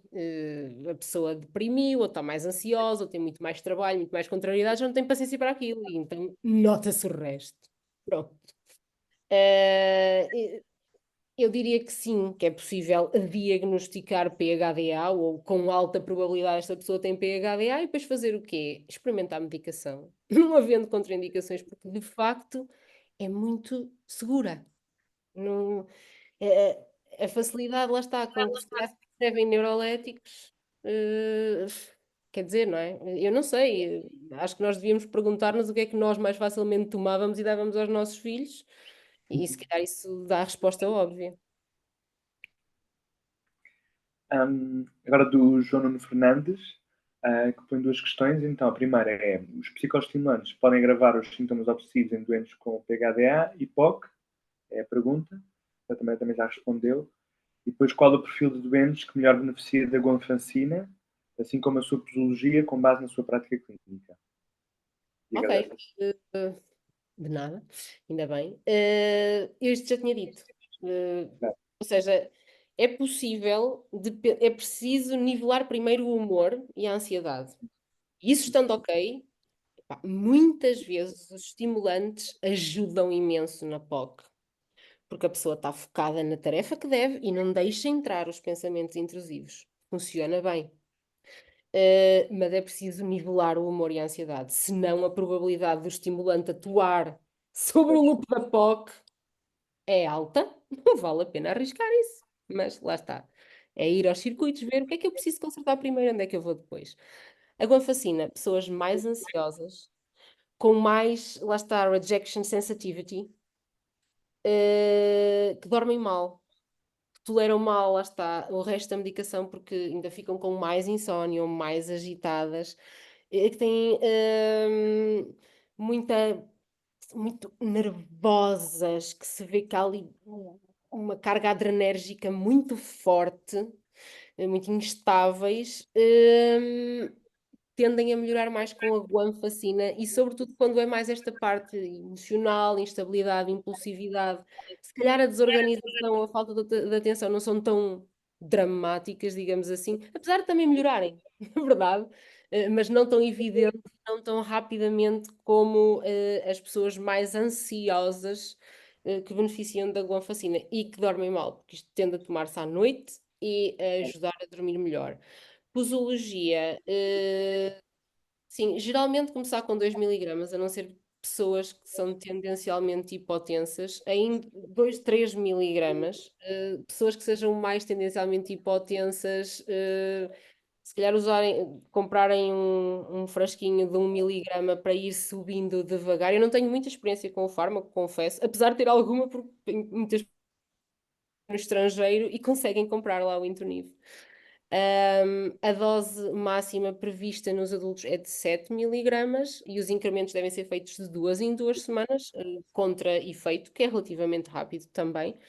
É preciso ter cuidado e avisar as pessoas para não tomarem aquilo com comida, porque os alimentos, sobretudo as coisas mais gordurosas, salvo erro, interferem muito com a absorção. Isto tem algumas interações, tipo com o álcool, obviamente, e com outros depressores do sistema nervoso central, mas pronto, tem assim os seus quês, é melhor ir ler coisas. Eu até tinha isso escrito lá no slide lá atrás, portanto, isso está mais ou menos lá escrito direitinho, mesmo a titulação, como é que se começa, mas seria isso, 2, 3 miligramas na maior parte dos adultos, até 7 no máximo. Pronto, situações de maior precaução, começar por 1 miligrama e ir titulando por aí, mas Próxima pergunta também vem um bocadinho no seguimento, que é quando a medicação psicoestimulante tem muitos efeitos secundários, como perturbação do sono e aumento da ansiedade, que outras opções terapêuticas é que existem? Pronto. Pelos vistos, a guanfacina também é uma, não é? sem dúvida nenhuma, porque das duas uma, ou se o benefício da medicação psicoestimulante é suficientemente alto para ser preferível, por exemplo, tomar um sedativo, um hipnótico à noite, e eventualmente corrigir a ansiedade. A ansiedade depende, se for uma ansiedade muito física, tipo, e não houver contraindicação, o propranolol tende a ajudar bastante para os efeitos adrenérgicos e corrigir a perturbação do sono, não é? Às vezes com um atarax, a coisa vai lá. Ou trítico, uma quetiapina, ou até uma benzo. Assim, não tenho nada contra as benzos, na verdade. Lá está. Acho que demónios, tabus, isso é para eliminar, não é? É possível utilizar outros fármacos para contrariar aqueles efeitos secundários. Eu não adoro fazer isso.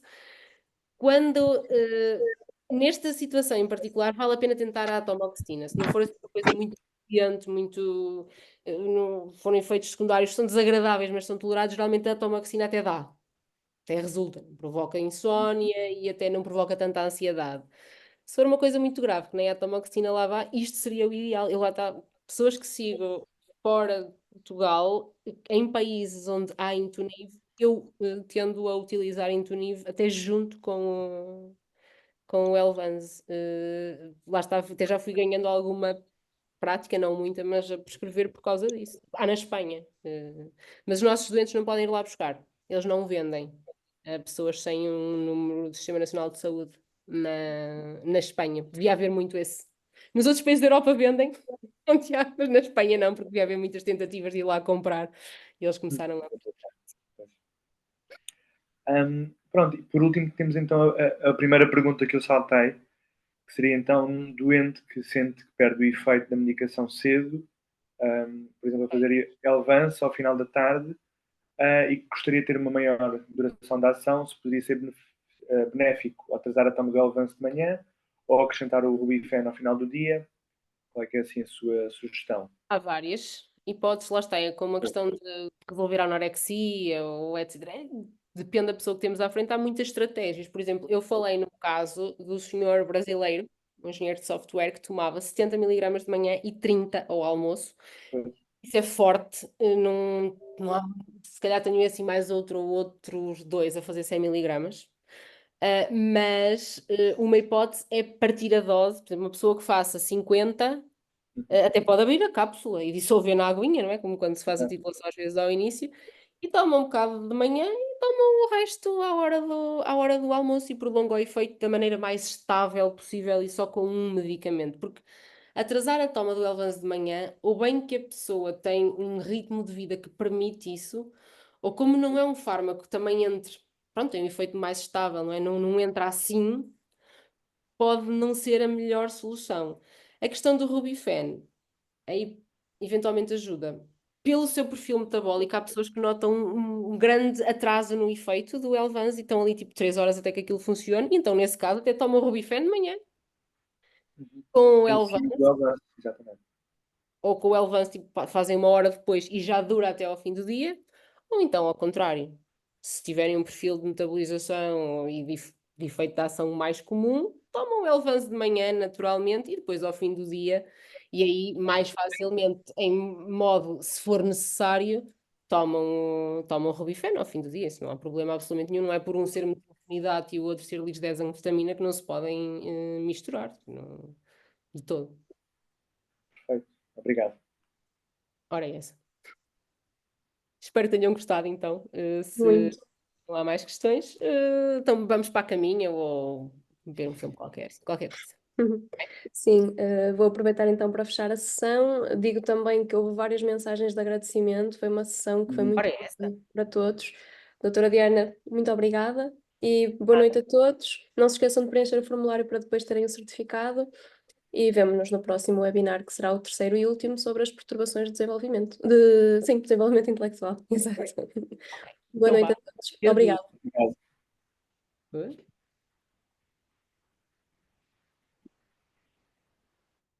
Agora não sei fechar isto.